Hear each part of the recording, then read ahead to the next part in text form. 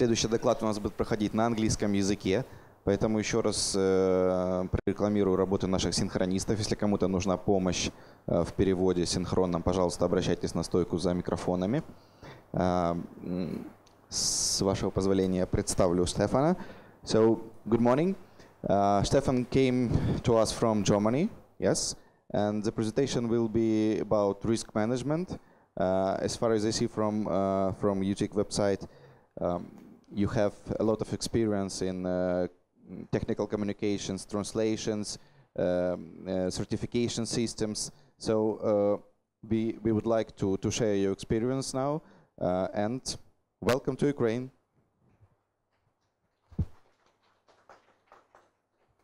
Yeah, good morning, and thank you for attending this presentation and this conference. Please closer, closer. Closer. Yeah. Yeah. Everyone can hear me now, right? Okay. So, okay, that's me. I'm Stefan Gentz, and I'm a consultant at Tech Comm in Germany. We're a consultancy focused on technical documentation and translation industry. And we help, on the one hand, industry clients to move from unstructured content to structured content. That is usually from Word to XML, introduce content management systems, and try to optimize the content that they will later on pass to you for translation. So you all know this crappy content that you get for translation with segmentation and all this stuff, and we help industry clients to produce better content. And on the other hand, we are helping translation agencies with all kinds of services around the translation itself. So we do not offer any translations, but we do a lot of stuff around this, like introducing EN 15038 or ISO 9001, or helping them with technical training on Trados and other CAD tools, things like that. So I'm a little bit active on Twitter and Facebook and LinkedIn. So if you want to join my cozy community there, you're invited to do that. And we discuss things about conferences and traveling and our translation industry and Tech Comm. Stefan, can you please give me this microphone? I will. And please close. Yes, yes. Oh yeah, this is Laura. So,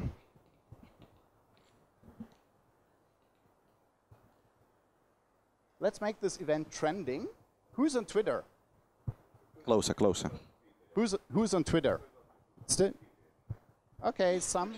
So more people should be on Twitter, and you should tweet about this conference, maybe on English, so that the world knows more about this conference. And yeah, maybe we manage to get a leading trend on Twitter, and a lot of people will become aware of this conference and the topics we are talking here about. So we talk about risk management today, and I was trying to find quotes that are funny about risk management, but I didn't really find any. I'm sorry, again. It's still quite. Maybe this is better. So I'm the microphone changer here today. So let's have a look at some quotes about risk management. And this is the first one. It's from William Gibson. He's a novelist from the US. And he said, "We have no future because our present is too volatile. We only have risk management." I like this quote very much. And another quote is from Warren Buffett. Who knows who Warren Buffett is? Okay, everyone. And he said, risk comes from not knowing what we are doing. So if we don't know what we are doing, we have a lot of risk and can fail or have luck. So let me share two stories about risk management with you. The mic is not working. So I threw it away. So maybe I take this one. Does this one work better? Not really. It doesn't work at all, right? It's working? Okay. So the first story is about MF Global. Does anyone know MF Global? Oh, there's one who knows MF Global? You? What is it? Right. To be more precise, it was an investment company. Let's go back to 2010.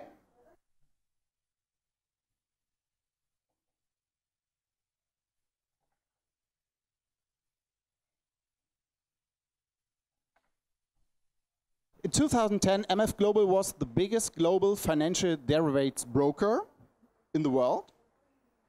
And they were managing total assets of $42.5 billion.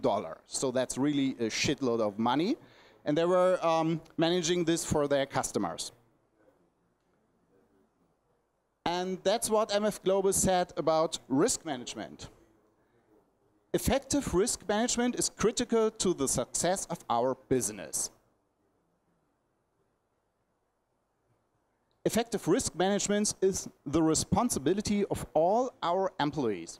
So they said that's not just for upper management, that's something that goes deep into the heart of our company, and everyone should take care of risk management, every employee. All of our employees are risk managers.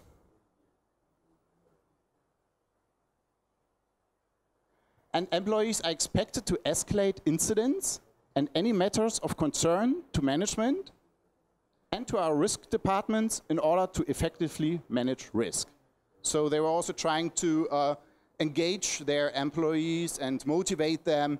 If you ever run into any situation where you have the feeling something might go wrong, immediately report it to the management or to the risk departments, so that we can try to get, together we can try to find a possible solution and to work around this possible risk.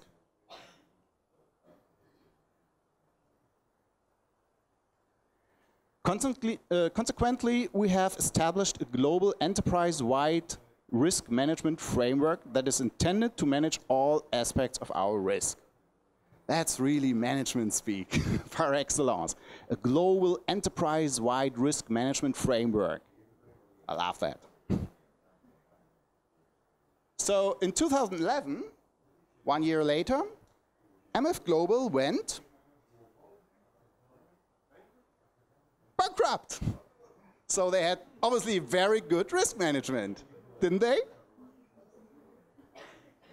So they had lost on the stock market with European government stocks, and they have embezzled $700 million of customer funds.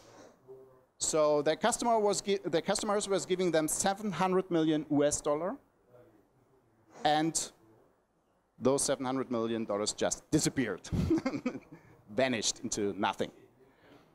So the lesson learned here is risk management does not present us from human greed and errors. Bankers. Let me share another story, and that's the story of Freescale Semiconductors. Does anyone know what Freescale Semiconductors is? Anyone knows this company? Never heard of? Okay. It's one of the biggest chip manufacturers in the world.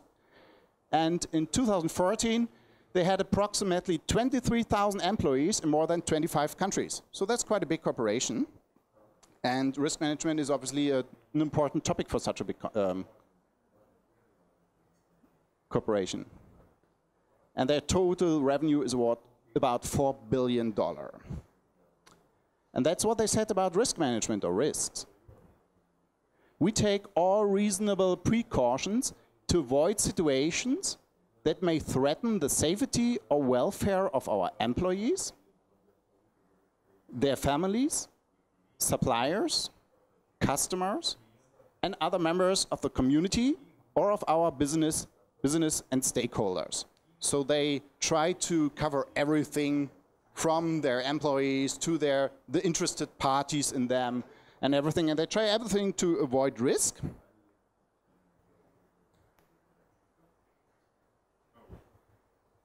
And on March 8, 2014, they sent 20 employees on a flight from Kuala Lumpur to Beijing.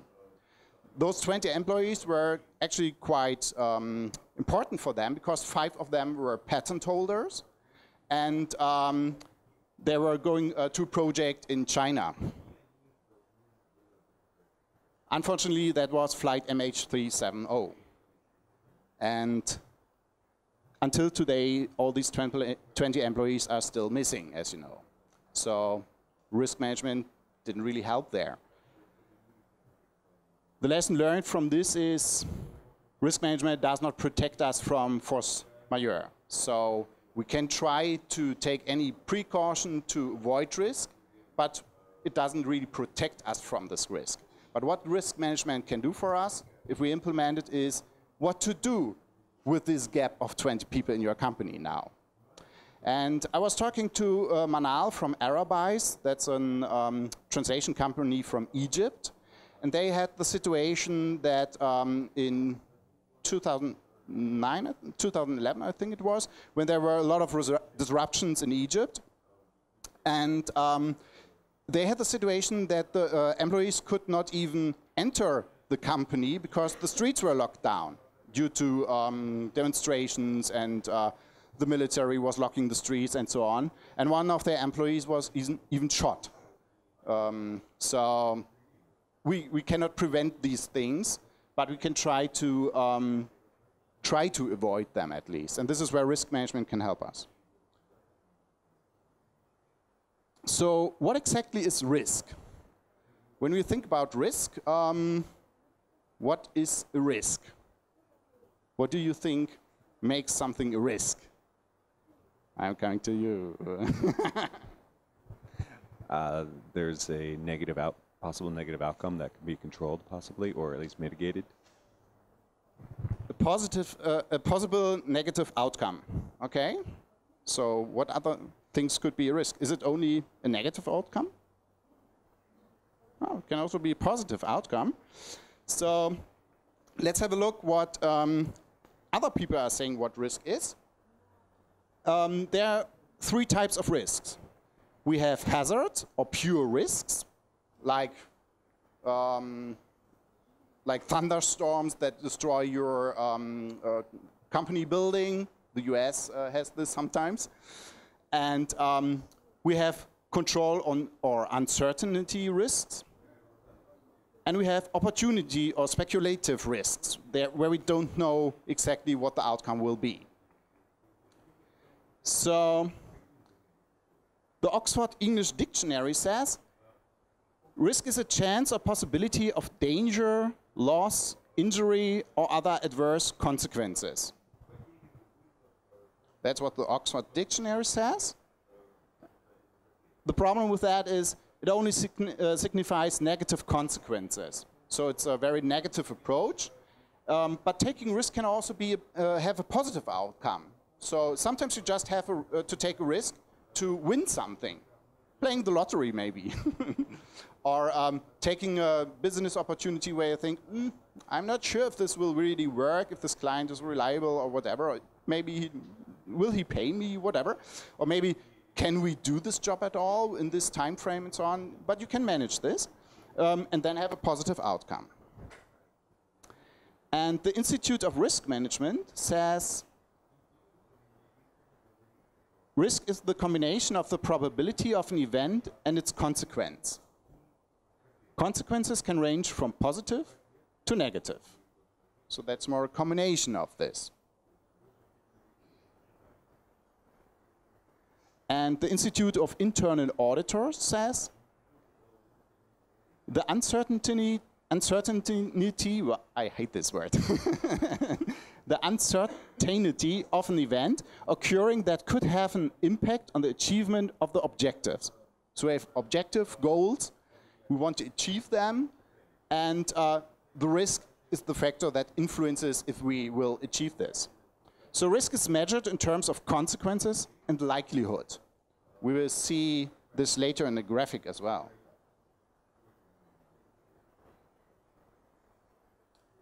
And the ISO 31000, you hear this for the first time now here, and the ISO Guide 73, they say effect of uncertainty on objectives, and an effect may be positive, negative, and they add a third layer to that, or a deviation from the expected. So that's very general. That's a very general approach. So it's about objectives versus an uncertain environment. So let's have a look at the ISO 31000 risk management. It's an ISO standard since 2009. And it started in 2002 with the ISO IEC Guide 73, risk management vocabulary. So I found this very interesting to see that they started with the terminology before they started working on the standard itself. And in 2005, the first ISO Technical Management Board, TMB, was inaugurated, and they started to work on this. And as it is with the ISO, before the standard becomes a reality, it can take years and years and years and many discussions because there are so many people involved internationally. So it took until 2009, which is actually only 4 years, which is pretty fast for the ISO. They published the ISO 31000. That's the core risk management standard. And the ISO Guide 73. That's the vocabulary. That was a reworked version of the 2002 version. And the IEC 31010 risk assessment techniques. So that's more the practical standard, and the ISO 31000 is more the general standard. So if you want to have a look how exactly work on risk assessment, then you need to look at the IEC 31010. So is risk management only for big corporations? Or could it be also something for a small corporation? When I'm asking that way, you already get it. You could introduce risk management in your family if you want. Think of your wives or husbands, and there's a lot of risk involved sometimes. Or kids. Yeah. In my hometown, a kid just 13 years old, on his way to school, just had a car accident when driving by his bicycle to school, and he's dead now. So we have risk everywhere, and that was a very sad story in our community there. And maybe it could have been avoided by analyzing the possible risks. Is the school wave safe? Maybe it would have been better if you would have gone with a bus or whatever. You can analyze these things, but of course you don't do it that way in a private environment. So risk management is for the masses. That's what the ISO says, the ISO 31000 standard. It provides principles and practical guidance to the risk management process. So it's just a guidance. And it's applicable to all organizations, regardless of type, size, activities, and location, and should apply to all types of risks.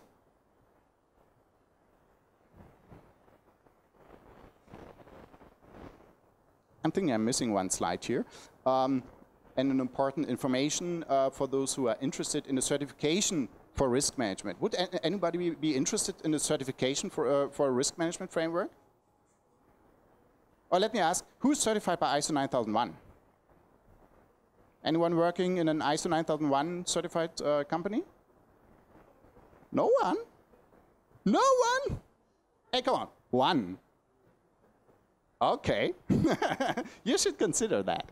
And I mean, if all hands would have raised, I would have told you that the next version of ISO 9001, which will come out next year in 2015, will also incorporate or implement risk management techniques and risk management framework. So the ISO 9001 changes there and takes care of the importance of risk management. So what is the purpose of ISO 31000? The most important is to understand how to implement risk management. That's why they call it a guidance. To identify and treat all types of risks. Learn how to do that. And not only identify the risks, but of course also, oh thank you, treat and manage the identified risks. What to do if we find a risk. And to improve an organization's performance through the management of risks. So they think, the ISO thinks that implementing risk management is not only about avoiding risks, but it also makes your company more successful because you understand what you're doing in terms of how risky it is better. And to maximize opportunities and minimizes losses in the organization. And what is I have the slide. What is ISO 31000 not? So what it is not? I already told it a few seconds ago. What is ISO 31000 not? I don't remember, sorry. Oh, you don't hear to me. It's not a standard for certification, that's it. So the standard is a guideline document and it's not to be used for the purpose of certification. So you are not able to be certified as a risk management company, so to say. So let's have a look at the risk management framework in the ISO 31000. And they start, like most of the management standards of the ISO, with mandate and commitment. So they start at the top of the company with the top management and say, whatever you want to do, introduce a quality management system, introduce a risk management system, it all starts with the top management. They need to be stand behind it, and they need to back up it, and they need to give money for it so that people can work on it, and all this stuff. And then it starts with design. So you design your own risk management framework, and then you implement this framework, and then you monitor and review this framework constantly and improve it. So I already asked who is certified by ISO 9001. So the next question doesn't really make sense as no one is certified. But is anyone a little bit into quality management? Okay, okay, some of you, okay. So did this look familiar to you in terms of the structure of this? Yes? Okay, great. In which way?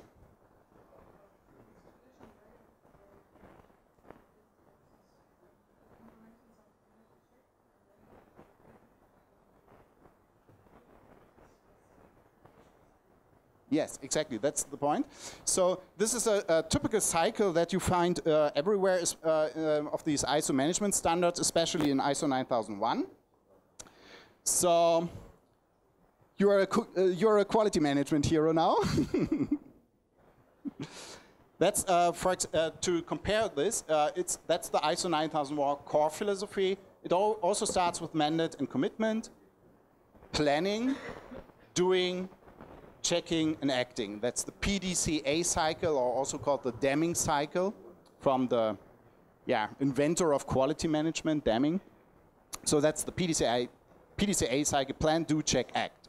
And this basic idea of continuous improvement that you achieve with this by doing something and then reviewing, have you been successful, have you been failing, and then acting on these outcomes of these analyses, and then recycle through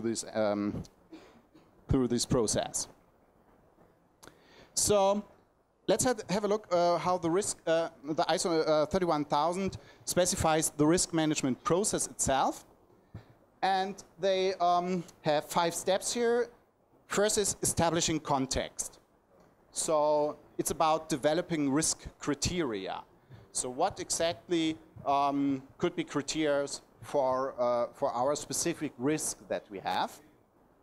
And then, based on that, identify the risks and maybe write down their causes and effects.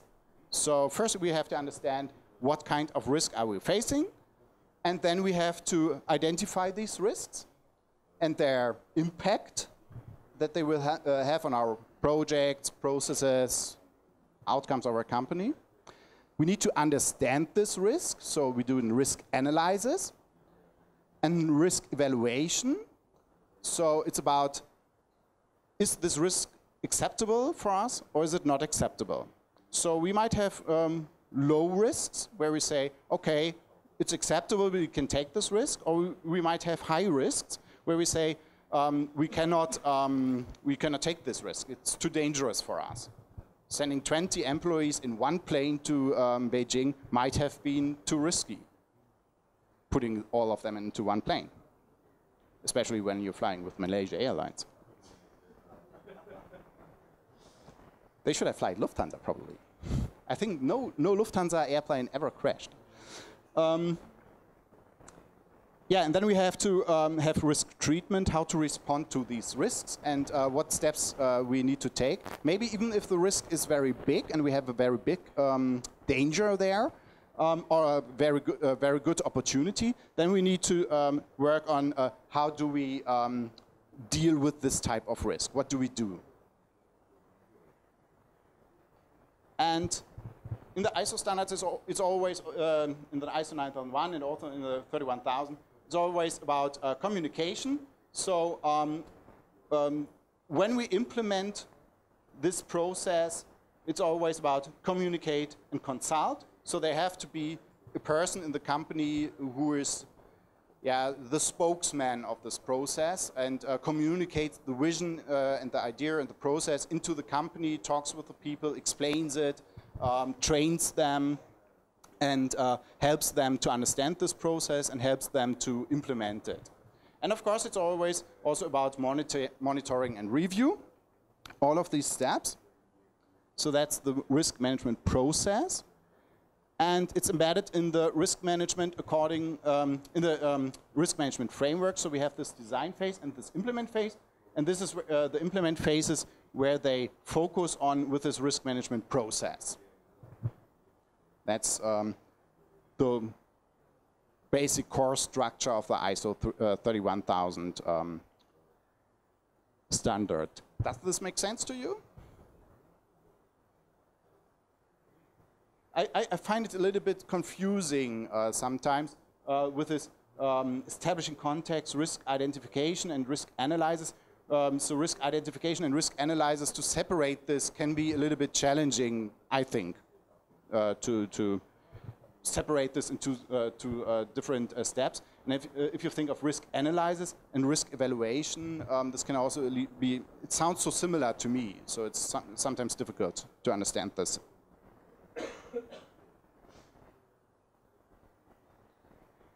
What you can do to understand the risk that you are facing is working with a risk quadrant. So on the one scale, we have the magnitude. That's the impact the risk will have on us. And on the other hand, we have the likelihood. So how likely is that we will run into this? And we have, with a high magnitude, we have a low likelihood. And when it's more like into this quadrant, we have a high likelihood and a high magnitude. That's the worst case, so to say. And we have here, down there, we have low likelihood and low magnitude, and high likelihood and low magnitude. Make sense? Yeah? So what is that? If the red point is our risk,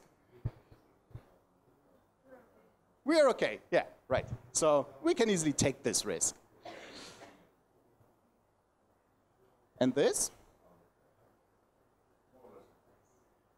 More or less okay. More or less okay. Why is it more or less okay? Because the likelihood is low. The likelihood is low, yes. So we have a high, whatever we do, it will have a high impact on us. Maybe we make 1 million in 2 days. But it's not very likely. And what about this?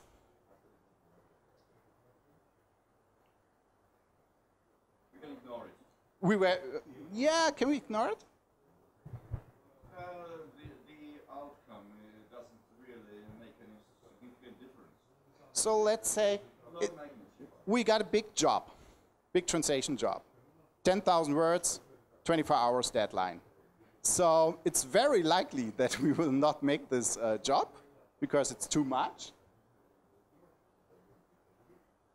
But the impact of us might be not that problematic because it might be a very good client relationship. He knows that we will not make this deadline and he accepts it and says, okay, if you deliver 1 day later, it's okay as well.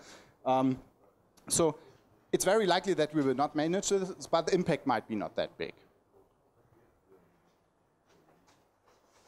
And this is the 1 million words in 24 hours job. So we have a high risk of not being able to make this job, and it will have a high impact on us because our client will kill us. That's the risk quadrant. So the ISO 31000 standards also specifies performance requirements for effective and efficient risk management. Effective and efficient, do you know the difference between effective and efficient? We always use these words, but sometimes it's not really clear what it's about.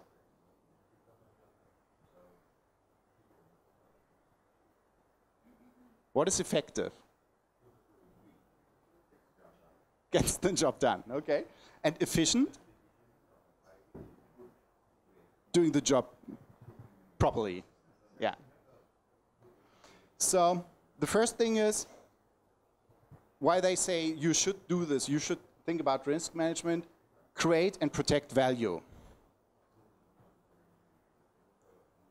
So we use risk management to create value for our company, to make our company more valuable. For example, if you talk to a bank and want a credit for your company because you want to buy a big system or hire new people to get a big job done or so, and when you can talk to them and tell them we have a risk management and it works like that, and we have taken all these steps to analyze this risk and to evaluate the possible outcomes, then you might be in a better position to get this credit from your bank or your investor. So it's about creating value and protecting the value that you, the value that you have created in the last years. You don't want to lose this. And be an integral part of all organizational processes. And this is they put this the ISO puts this risk management very high there because they say it's not just a supporting process, but it's a core process. So it's deep in the heart of the company that that goes through all core processes of the company. The core process is usually the production, and supportive processes are around this, and they see this more as a core process. And it should be part of decision making. So whenever you make a decision which has a bigger impact, you should always implement risk management technologies. You should explicitly address uncertainty. And maybe the most important thing that we have to consider is be systematic, structured, and timely. So do not do it from time to time, or do not talk about only on very dangerous looking projects about risk management, but implement this technique, for example, the quadrant, from the very beginning on each and every project. It can be, if it's standardized in your company, it can be a minute thing that, for example, when you accept the project, you rank this project in terms with this quadrant and say, okay, this is an easy street, or this will be a difficult project, and then you can immediately integrate this into other systems, maybe something like PlueNet or so, where you can say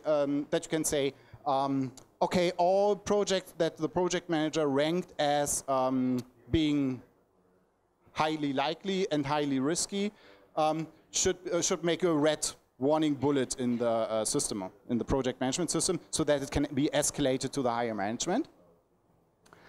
And be based on the best available information, that's obvious, be tailored, and take into account human and cultural factors. And I think the human factor is maybe one of the most important there. From time to time I give a presentation about change management, and I have a nice quote in there, and the quote is, culture eats strategy for lunch. Yeah, so you can have the best strategy, but if your people in your company don't follow you, it will fail. And be transparent and inclusive. So try to include all the people that are relevant, and don't exclude them just because you don't like them or so. And be dynamic. Yeah, sometimes it's just that easy. And be dynamic, iterative, so always cycle, and responsive to change, and try to implement this idea of change management, constant change management, and constant improvement in your company. And facilitate continual improvement of the organization. So that's basically what we want to achieve with that. Same with ISO 9001 and risk management. We want to become better. We want to create a better company, a better culture in our company, and we want to be more on the safe side. So did you tweet? Not yet, okay. So, your Facebook, that's good as well, yeah. So thank you for your attention, and I hope you enjoyed it. Okay, do we have questions? I was much too fast. Okay, I see one. And he was asking me, oh, you have so many slides. Okay, I have a question. How is there any tools for measurement? Because I'm managing the risks every day with every project, but I do it just from my point of view.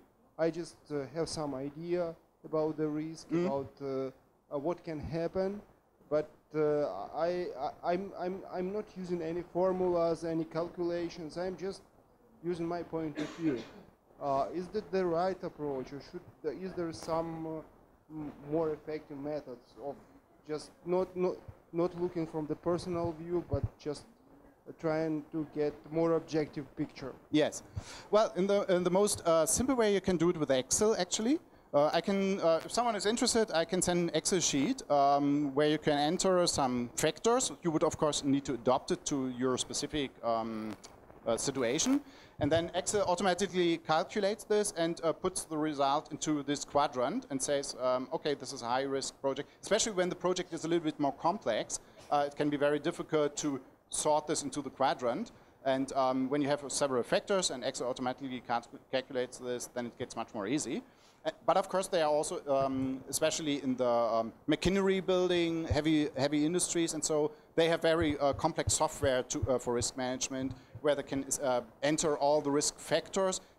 Let's think of a big machine which consists of 1,000 parts or 10,000 parts, and each of these parts has a failure risk, and then you cannot do it from the belly, and you have to have a system that collects these data and creates some risk evaluation for that. You had one question? Yeah. Okay. Yeah, you can contact me after this, or I will put it on the UTIC Facebook forum, maybe. Yep. Yeah. Okay. There is one question more.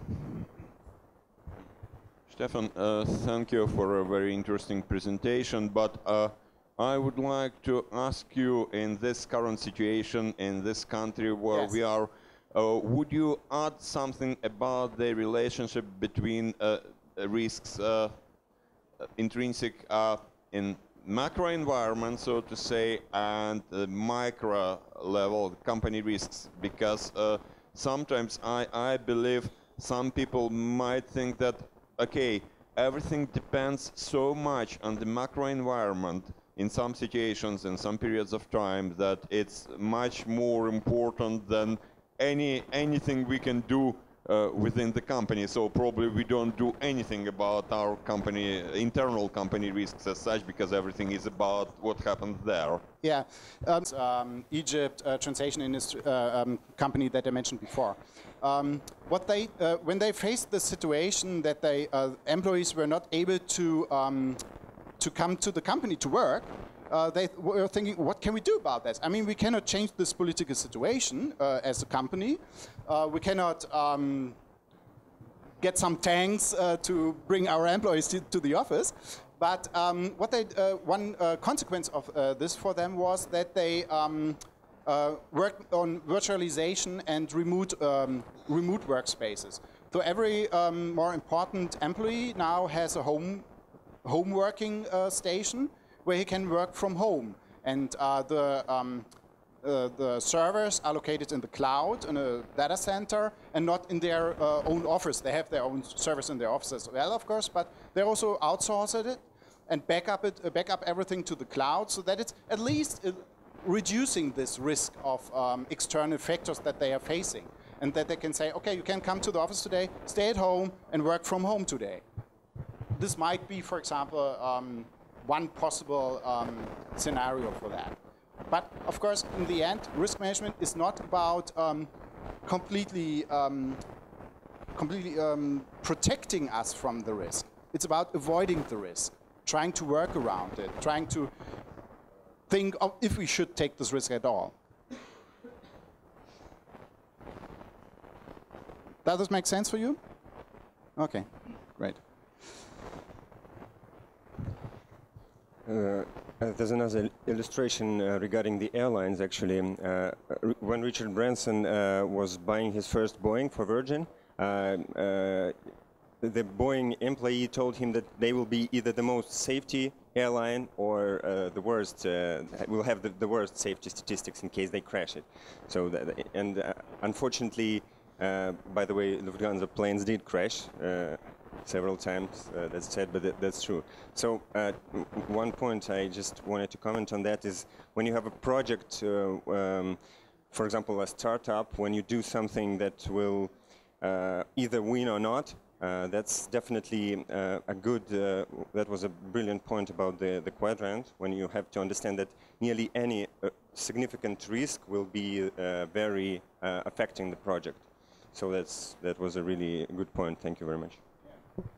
Yeah, I think this Quadrant thing is really important because it makes yourself more confident about the project, and you can report this to the management, for example, and say, okay, we analyzed this project in advance, and we decided that this project has a high impact but a low risk, or it's very likely, it has a high likelihood but a low risk, or whatever in this Quadrant it might be, and then you can have an argument why you did this project, why you took this project from the client and did not say, okay, we cannot do this or whatever. So you have a backup argument there, and you can show them that you were thinking about it and that you were judging this project. And of course, it doesn't prevent us from human errors. So we saw this example from MF Global with this high level and very developed risk management system, and they still failed, even in such a big way. And there were humans working in this company who said, hey, European stock governments from poor countries are a great thing. We should invest in that because we will make a lot of money with that.